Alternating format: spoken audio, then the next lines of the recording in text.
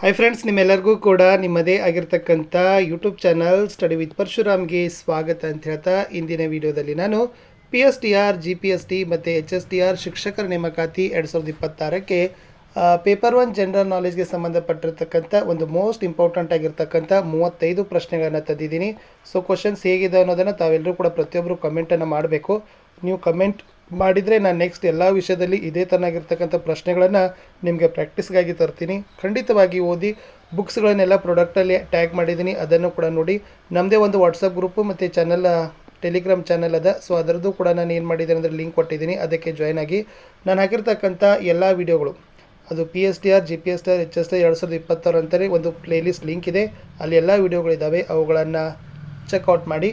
ಯಾವ ವಿಷಯದ ವಿಡಿಯೋಗಳು ಬೇಕು ಅನ್ನೋದನ್ನು ಕಮೆಂಟ್ ಮಾಡಿದರೆ ಅವುಗಳ ಒಂದು ಮೇನ್ ಇಂಪಾರ್ಟೆಂಟ್ ಕ್ವಶನ್ಸ್ಗಳನ್ನು ಕೊಡುವ. ಎಸ್, ಭಾರತ ರತ್ನ ಪ್ರಶಸ್ತಿ ಪಡೆದ ಮೊದಲ ಕ್ರೀಡಾಪಟು ಅಂತ ಕೇಳಿದ್ದಾರೆ. ಓಕೆನಾ? ಸೊ ಭಾರತ ರತ್ನ ಪ್ರಶಸ್ತಿ ಪಡೆದಿರ್ತಕ್ಕಂಥ ಮೊದಲ ಕ್ರೀಡಾಪಟು ಅಂತಂದರೆ ಅದು ಸಚಿನ್ ತೆಂಡೂಲ್ಕರ್ ಅವ್ರಿಗೆ ಸಿಕ್ಕಿರೋದು. ಅದು ವರ್ಷ ಬಂದುಬಿಟ್ಟು 2014.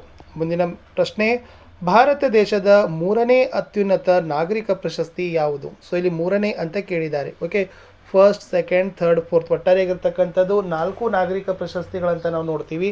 ಸೊ ನಿಮಗೆ ಗೊತ್ತಿರ್ಬೋದು, ಮೊಟ್ಟ ಮೊದಲ ನಮ್ಮ ದೇಶದಲ್ಲಿ ಕೊಡ್ತಕ್ಕಂಥ ಅದು ನಾಗರಿಕ ಪ್ರಶಸ್ತಿ ಯಾವುದಪ್ಪ ಅಂದ್ರೆ ಭಾರತ ರತ್ನ. ಓಕೆ, ಸೊ 2ನೇದು ಬಂದುಬಿಟ್ಟು ಪದ್ಮವಿಭೂಷಣ, 3ನೇದು ಬಂದುಬಿಟ್ಟು ಪದ್ಮಭೂಷಣ, 4ನೇದು ಪದ್ಮಶ್ರೀ. ಓಕೆ, ಭಾರತ ರತ್ನ, 2ನೇದು ಬರೋದು ಪದ್ಮವಿಭೂಷಣ, 3ನೇದು ಪದ್ಮಭೂಷಣ, 4ನೇದು ಬಂದುಬಿಟ್ಟು ಪದ್ಮಶ್ರೀ. ಇವು ನಮ್ಮ ದೇಶದಲ್ಲಿ ಕೊಡ್ತಕ್ಕಂಥ ಪ್ರಶಸ್ತಿಗಳ ಒಂದು ಸ್ಥಾನ. ಮುಂದಿನ ಪ್ರಶ್ನೆ ಬರೋಣ. ಜ್ಞಾನಪೀಠ ಪ್ರಶಸ್ತಿ ಸ್ಥಾಪನೆಯಾದ ವರ್ಷ ಯಾವುದು? ಅದನ್ನು ಯಾರು ಸ್ಥಾಪಿಸಿದರು? ಗೊತ್ತಿರಲಿ, ಜ್ಞಾನಪೀಠ ಪ್ರಶಸ್ತಿಯನ್ನು 1961ರಲ್ಲಿ ಸ್ಥಾಪನೆಯನ್ನು ಮಾಡಿದ್ದಾರೆ. ಸೊ ಜ್ಞಾನಪೀಠ ಪ್ರಶಸ್ತಿ, ಅದರ ಮುಖ್ಯವಾಗಿರ್ತಕ್ಕಂಥ ಸ್ಥಾಪಕರು ಯಾರಪ್ಪ ಅಂದರೆ ಸಾಹು ಜೈನ್ ಅವರು.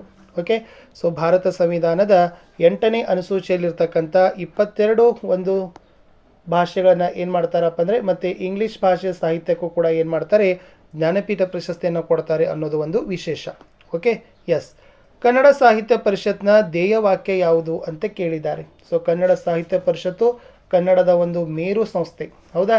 ಅದು ಸ್ಥಾಪನೆ ಆಗಿರ್ತಕ್ಕಂಥದ್ದು ಯಾವಾಗಪ್ಪ ಅಂತಂದರೆ 1915 ಮೇ 3ಕ್ಕೆ. ಓಕೆ, ಕನ್ನಡ ಸಾಹಿತ್ಯ ಪರಿಷತ್ತು 1915 ಮೇ 3ಕ್ಕೆ ಸ್ಥಾಪನೆ ಆಯಿತು. ಅದು ಎಲ್ಲಿದೆ? ಬೆಂಗಳೂರಲ್ಲಿದೆ. ಅದರ ಧ್ಯೇಯವಾಕ್ಯ ಮನುಷ್ಯ ಜಾತಿ ತಾನೊಂದೇ ಒಲಂ ಅಂತಕ್ಕಂಥದ್ದಿದೆ. ಸೊ ಇದು ಏನಪ್ಪ ಅಂದರೆ ಕನ್ನಡ ಸಾಹಿತ್ಯ ಪರಿಷತ್ತಿನ ಧ್ಯೇಯವಾಕ್ಯ. ಮುಂದಿನ ಪ್ರಶ್ನೆ, ನೊಬೆಲ್ ಪ್ರಶಸ್ತಿ ಎಷ್ಟು ವಿಭಾಗದಲ್ಲಿ ಕೊಡ್ತಾರೆ ಅಂತಕ್ಕಂಥದ್ದು ಕೇಳಿದ್ದಾರೆ. ಇಲ್ಲಿ ನೋಡಿ, ನೊಬೆಲ್ ಪ್ರಶಸ್ತಿ ಬಂದಾಗ ಸೊ ನಿಮಗೆ ಗೊತ್ತಿರಲಿ, ಇದು ಮುಖ್ಯವಾಗಿ ಸ್ಥಾಪನೆಯಾಗಿದ್ದು 1900ನೇ ವರ್ಷದಲ್ಲಿ, 1900ರಲ್ಲಿ ಸ್ಥಾಪನೆ ಆಯಿತು. ಮುಂಚೆ ಏನು ಮಾಡ್ತಿದ್ರಪ್ಪ ಅಂದರೆ ಕೇವಲ 5 ಭಾಗಗಳಲ್ಲಿ ಕೊಡ್ತಿದ್ರು, 5 ವಿಭಾಗ: ರಸಾಯನ, ವೈದ್ಯಕೀಯ, ಭೌತ, ಶಾಂತಿ ಮತ್ತು ಸಾಹಿತ್ಯ. ಬಟ್ ಅರ್ಥಶಾಸ್ತ್ರವನ್ನು ಏನು ಮಾಡಿದರು 1969ರಿಂದ ಅದನ್ನೇನು ಮಾಡ್ತಾ ಇದ್ದಾರೆ, ಕೊಡ್ತಾ ಇದ್ದಾರೆ. ಎಲ್ಲಿ? ನೊಬೆಲ್ ಪ್ರಶಸ್ತಿಯ ಕ್ಷೇತ್ರದಲ್ಲಿ. ಪ್ರಶ್ನೆ 7ಕ್ಕೆ ಬರೋಣ. ರಾಮನ್ ಮೆಗೆಸೆ ಪ್ರಶಸ್ತಿ ಯಾರು ನೀಡ್ತಾರೆ ಅಂತ ಕೇಳಿದ್ದಾರೆ.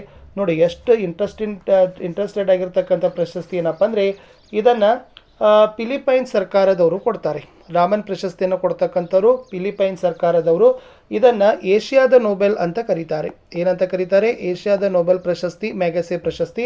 ಅದನ್ನು ಪಡೆದಿರ್ತಕ್ಕಂಥ ಮೊಟ್ಟ ಮೊದಲ ಭಾರತೀಯ ವಿನೋಬಾ ಭಾವೆ ಅವರು. ಯಾರು? ವಿನೋಬಾ ಭಾವೆ ಅವರು. ಇದು ಮ್ಯಾಗಸೆ ಪ್ರಶಸ್ತಿ ಬಗ್ಗೆ ಇತ್ತು. ಎಸ್, ಮುಂದಿನ ಪ್ರಶ್ನೆ ಬರ್ತೀನಿ. ಪ್ರಶ್ನೆ 8, ವೆರಿ ಮೋಸ್ಟ್ ಇಂಪಾರ್ಟೆಂಟ್ ಆಗಿರ್ತಕ್ಕಂಥ ಪುಸ್ತಕ ಇದೇನಪ್ಪ ಅಂದರೆ ದ ವೈಟ್ ಟೈಗರ್ ಅಂತಕ್ಕಂಥ ಪುಸ್ತಕ ಬರೆದವರು ಯಾರು? ಸೊ ನೆನಪಿರಲಿ, ದ ವೈಟ್ ಟೈಗರ್ ಅಂತಕ್ಕಂಥ ಪುಸ್ತಕ ಬರೆದವರು ಅರವಿಂದ್ ಅಡಿಗ ಅವರು. ಇದು 2008ರಲ್ಲಿ ಮ್ಯಾನ್ ಬೂಕರ್ ಅವಾರ್ಡ್ ಪಡೆದಿದೆ. ಯಾವುದು? ಮ್ಯಾನ್ ಬೂಕರ್ ಅವಾರ್ಡನ್ನು ಪಡೆದಿರ್ತಕ್ಕಂಥ 4ನೆಯ ಭಾರತೀಯ ಇವರು. ಸೊ 4th ಇಂಡಿಯನ್ ಯಾರಪ್ಪ ಅಂದರೆ ಅರವಿಂದ್ ಅಡಿಗ. ದ ವೈಟ್ ಟೈಗರ್ 2008ಅಲ್ಲಿ ಅವ್ರಿಗೆ ಮ್ಯಾನ್ ಬೂಕರ್ ಅವಾರ್ಡ್ ಬಂತು. ಪ್ರಶ್ನೆ 9ಕ್ಕೆ ಬರ್ತೀನಿ. ಅಬೆಲ್ ಪ್ರಶಸ್ತಿಯನ್ನು ಯಾವ ಕ್ಷೇತ್ರಕ್ಕೆ ಕೊಡ್ತಾರೆ ಅಂತ ಕೇಳಿದ್ದಾರೆ. ಎಸ್, ಈ ಅಬೆಲ್ ಪ್ರಶಸ್ತಿಯನ್ನು ಏನು ಮಾಡ್ತಾರಪ್ಪ ಅಂದರೆ ಗಣಿತ ಕ್ಷೇತ್ರದಲ್ಲಿ ಕೊಡ್ತಾರೆ. ಇದು 2001ರಿಂದ ಪ್ರಾರಂಭವಾಗಿದೆ. ಯಾವ ದೇಶದವರು ಕೊಡ್ತಾರೆ? ನಾರ್ವೆ ದೇಶದವರು ಕೊಡ್ತಾರೆ ಅಬೆಲ್ ಪ್ರಶಸ್ತಿ. ಮುಂದಿನ ಪ್ರಶ್ನೆ ಬರ್ತೀನಿ. ಪ್ರಶ್ನೆ ಸಂಖ್ಯೆ 10. ಎಸ್, ಯುನೆಸ್ಕೋ ಕಳಿಂಗ ಪ್ರಶಸ್ತಿ ಯಾವ ಕ್ಷೇತ್ರಕ್ಕೆ ಸಂಬಂಧಿಸಿದೆ ಅಂತ ಕೇಳ್ತಾರೆ. ಇದು ಕನ್ಫ್ಯೂಷನ್ ಇದೆ, ಯಾಕಂದರೆ ಬಹಳಷ್ಟು ಮಂದಿ ಯುನೆಸ್ಕೋ ಅಂತಂದರೆ ಕಲ್ಚರಲ್ಲು ಅಂತ ಎಲ್ಲ ಹೇಳ್ತಾರೆ. ಬಟ್ ಇದು ಬಂದುಬಿಟ್ಟು ವಿಜ್ಞಾನ ಕ್ಷೇತ್ರಕ್ಕೆ ಸಂಬಂಧಪಟ್ಟಿರ್ತಕ್ಕಂಥ ಪ್ರಶಸ್ತಿ. ಯಾವುದಪ್ಪ ಅಂತಂದರೆ ಯುನೆಸ್ಕೋ ಕಳಿಂಗ ಪ್ರಶಸ್ತಿ. ಪ್ರಶ್ನೆ 11, ಸರಸ್ವತಿ ಸಮ್ಮಾನ್ ಪ್ರಶಸ್ತಿಯನ್ನು ಯಾರು ನೀಡ್ತಾರೆ ಅಂತ ಕೇಳಿದ್ದಾರೆ. ಸೊ ನಿಮಗೆ ಗೊತ್ತಿರಲಿ, ಸರಸ್ವತಿ ಸಮ್ಮಾನ್ ಅಂತಕ್ಕಂಥ ಪ್ರಶಸ್ತಿ ಇದೆಯಲ್ಲ, ಇದು ಕೆ ಬಿರ್ಲಾ ಫೌಂಡೇಶನ್ ಅವರು ಕೊಡ್ತಾರೆ. ಸೊ ಕೆ ಬಿರ್ಲಾ ಫೌಂಡೇಶನ್ ಅವರು ಮುಖ್ಯವಾಗಿ 3 ಪ್ರಶಸ್ತಿ ಕೊಡ್ತಾರೆ. ಒಂದು ಸರಸ್ವತಿ ಸಮ್ಮಾನ, ಎರಡನೇದು ವ್ಯಾಸ ಸಮ್ಮಾನ, ಮೂರನೇದು ಬಿಹಾರಿ ಪುರಸ್ಕಾರ ಅಂತ ಇದೆ. ಈ ಮೂರನ್ನು ಕೊಡೋರು ಯಾರಪ್ಪ ಅಂತಂದರೆ ಕೆ ಬಿರ್ಲಾ ಫೌಂಡೇಶನ್ ಅವರು. ಎಸ್, ಮುಂದಿನ ಪ್ರಶ್ನೆಗೆ ಬರೋಣ. ಪ್ರಶ್ನೆ ಸಂಖ್ಯೆ 12. ಸತ್ರಿಯ ಈ ಒಂದು ಶಾಸ್ತ್ರೀಯ ನೃತ್ಯ ಯಾವ ರಾಜ್ಯಕ್ಕೆ ಸಂಬಂಧಿಸಿದೆ? ಎಸ್, ಸತ್ರಿಯ ಅಂತಕ್ಕಂಥದ್ದು ಇದು ಶಾಸ್ತ್ರೀಯ ನೃತ್ಯದ, ಇದು ಸಂಬಂಧಪಟ್ಟಿರ್ತಕ್ಕಂಥ ರಾಜ್ಯ ಅಸ್ಸಾಂ ರಾಜ್ಯ. ಮುಂದಿನ ಪ್ರಶ್ನೆ, ಆಂಧ್ರ ಪ್ರದೇಶ ರಾಜ್ಯದ ಶಾಸ್ತ್ರೀಯ ನೃತ್ಯ ಯಾವುದು? ಸೊ ಆಂಧ್ರ ಪ್ರದೇಶದಲ್ಲಿ ಕಂಡುಬಂದಿರತಕ್ಕಂಥ ಒಂದು ಮುಖ್ಯವಾಗಿರ್ತಕ್ಕಂಥ ಶಾಸ್ತ್ರೀಯ ನೃತ್ಯ Kuchipudi is the very most important. ಪ್ರಶ್ನೆ 14ಕ್ಕೆ ಬರ್ತೀನಿ. ರೌಪ್ ಅಂತಕ್ಕಂಥ ಜನಪದ ನೃತ್ಯ ಯಾವ ರಾಜ್ಯಕ್ಕೆ ಸಂಬಂಧಿಸಿದೆ? ಸೊ ರೌಪ್ ಅಂತಕ್ಕಂಥ ನೃತ್ಯ ಇದು ಜಮ್ಮು ಕಾಶ್ಮೀರ ರಾಜ್ಯಕ್ಕೆ ಸಂಬಂಧವನ್ನು ಪಟ್ಟಿರ್ತಕ್ಕಂಥ ಒಂದು ನೃತ್ಯ.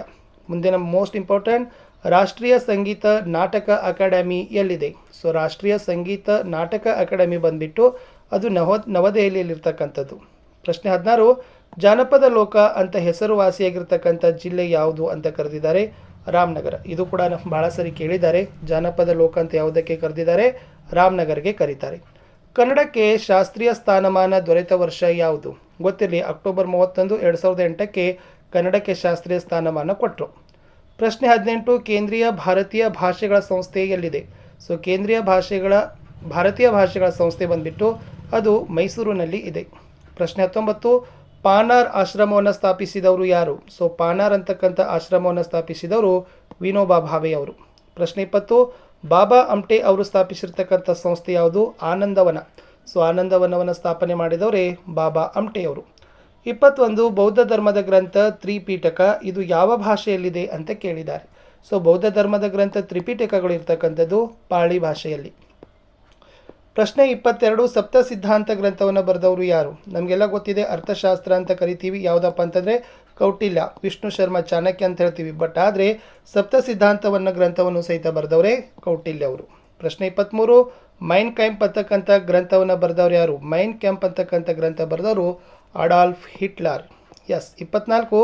ಕೋರಾ ಕಾಗಜ್ ಗ್ರಂಥ ಬರೆದವರು ಯಾರು? ಸೊ ಕೋರಾ ಕಾಗಜ್ ಅಂತಕ್ಕಂಥ ಶ್ರೇಷ್ಠ ಹೆಸರಾಂತ ಕೃತಿಯನ್ನು ಬರೆದವರು ಅಮೃತ ಪ್ರೀತಮ್ ಅವರು. ಪ್ರಶ್ನೆ 25. ವೇಟಿಂಗ್ ಫಾರ್ ವೀಸಾ ಈ ಆತ್ಮಕಥೆ ಯಾರದ್ದು? ಸೊ ವೇಟಿಂಗ್ ಫಾರ್ ವೀಸಾ ಅಂತಕ್ಕಂಥ ಆತ್ಮಚರಿತ್ರೆ ಅದೆಲ್ಲ ಆಟೋಬಯೋಗ್ರಫಿ, ಅದು ಡಾಕ್ಟರ್ BR ಅಂಬೇಡ್ಕರ್ ಅವರದ್ದು. ಪ್ರಶ್ನೆ 26. ಆರ್ ಕೆ ನಾರಾಯಣ್ ಅವರ ಪ್ರಸಿದ್ಧ ಆತ್ಮಚರಿತ್ರೆ ಯಾವುದು? ಆರ್ ಕೆ ನಾರಾಯಣ್ ಅವರ ಪ್ರಸಿದ್ಧ ಆತ್ಮಚರಿತ್ರೆ ಅದು Malgudi days is the right answer. 27. ಹರಕೆಯ ಕುರಿ ಅಂತಕ್ಕಂಥ ಪುಸ್ತಕ ಬರೆದವರು ಯಾರು? ಇದು ಶ್ರೇಷ್ಠ ಪುಸ್ತಕ ಕನ್ನಡದಲ್ಲಿ. ಹರಕೆಯ ಕುರಿ ಅಂತಕ್ಕಂಥ ಪುಸ್ತಕ ಬರೆದವರು ಚಂದ್ರಶೇಖರ್ ಕಂಬಾರ್ ಅವರು. ಪ್ರಶ್ನೆ 28. ನಾಯಿ ನೆರಳು ಕೃತಿ ಯಾರದ್ದು? ಸೊ ನಾಯಿ ನೆರಳು ಅಂತಕ್ಕಂಥ ಕೃತಿ SL ಭೈರಪ್ಪ ಅವ್ರದ್ದು ಮುಖ್ಯವಾಗಿರ್ತಕ್ಕಂಥ ಕೃತಿ. ಡಾಲರ್ ಬಾಬು ಅಂತಕ್ಕಂಥ ಕೃತಿ ಬರೆದವರು ಯಾರು? ಸುಧಾಮೂರ್ತಿ. ಸೊ ಸುಧಾಮೂರ್ತಿ ಅವರ ಶ್ರೇಷ್ಠ ಕೃತಿ ಡಾಲರ್ ಬಾಬು. ಇನ್ನು ಊರುಕೇರಿ ಅಂತಕ್ಕಂಥ ಆತ್ಮಕಥೆ ಯಾರಿಗೆ ಸಂಬಂಧಪಟ್ಟಿದೆ? ಸೊ ಊರುಕೇರಿ ಅಂತಕ್ಕಂಥ ಆತ್ಮಕಥೆ ಡಾಕ್ಟರ್ ಸಿದ್ಧಲಿಂಗಯ್ಯ ಅವರಿಗೆ ಸಂಬಂಧಪಟ್ಟಿದೆ. ನನ್ನ ಬೊಗಸೆಯಲ್ಲಿ ಆಕಾಶ ಈ ಆತ್ಮಕಥೆ ಯಾರದ್ದು? ಸೊ ನನ್ನ ಬೊಗಸೆಯಲ್ಲಿ ಆಕಾಶ ಈ ಆತ್ಮಕಥೆ ವೀರಪ್ಪ ಮೊಯ್ಲಿ ಅವರದ್ದು. 23. ಬೀಚಿ ಅವರ ಹೆಸರಾಂತ ಆತ್ಮಕಥೆ ಯಾವುದು? ನನ್ನ ಬಯೋಗ್ರಫಿ. ಸೊ ಬೀಚಿ ಅವರ ಶ್ರೇಷ್ಠ ಪುಸ್ತಕ ಆತ್ಮಕಥೆ ನನ್ನ ಬಯೋಗ್ರಫಿ. ಪಂಪ ಪ್ರಶಸ್ತಿ ಎಷ್ಟು ನಗದು ಬಹುಮಾನವನ್ನು ಹೊಂದಿರ್ತದೆ? ಸೊ ಗೊತ್ತಿರಲಿ, ಪಂಪ ಪ್ರಶಸ್ತಿಯಲ್ಲಿ 5 ಲಕ್ಷ ರೂಪಾಯಿ ಹಣವನ್ನು ಕೊಡ್ತಾರೆ.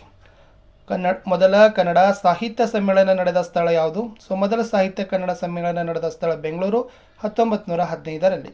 ಲಾಸ್ಟ್ ಕ್ವಶನ್, 2026ರ ಪದ್ಮ ವಿಭೂಷಣ ಮರಣೋತ್ತರ ಪ್ರಶಸ್ತಿ ಯಾರಿಗೆ ಬಂತು? ಅದು VS ಅಚ್ಯುತಾನಂದ ಕೇರಳ ರಾಜ್ಯದವ್ರಿಗೆ ಏನು ಮಾಡಿದ್ರು ಅಂದರೆ 2026ರ ಪದ್ಮ ವಿಭೂಷಣ ಮರಣೋತ್ತರ ಪ್ರಶಸ್ತಿಯನ್ನು ಏನು ಮಾಡಿದ್ದಾರೆ ಅಂದರೆ ಕೊಟ್ಟಿದ್ದಾರೆ. ಇಷ್ಟಿತ್ತು ಈ ಒಂದು ಇಂಪಾರ್ಟೆಂಟ್ ಆಗಿರ್ತಕ್ಕಂಥ ಪ್ರಶ್ನೆ. ಸಿಗ್ತೀನಿ ಹೊಸ ವಿಡಿಯೋದಲ್ಲಿ. ಬಾಯ್.